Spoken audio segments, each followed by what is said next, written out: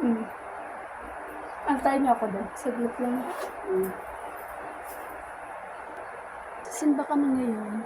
And maaga, 6:33 na.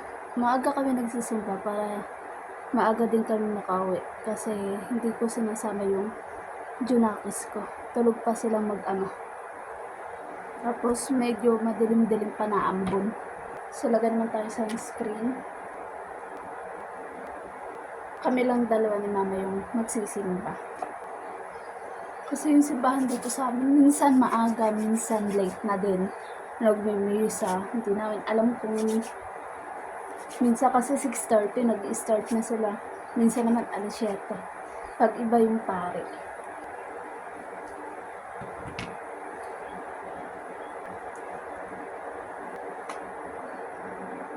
So tapos na ako ayos. Alis na kami. So yan, alis na kami. Bababa na ako doon kasi kami natutulog sa baba. Tulog pa yung mag-ama ko.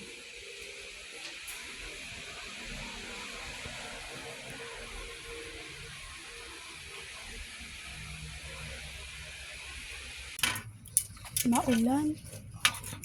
Naambon. May low pressure ba? May bagyo, tulo ka bagyo ng sulod eh. Pumasok sa Pilipinas. Na, pati anak ko gaha, na, panak ko sa.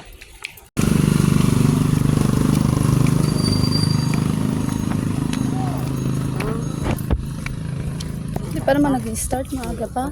Baka 7:00 yan. Ngayon. Hi guys! Happy Sunday everyone!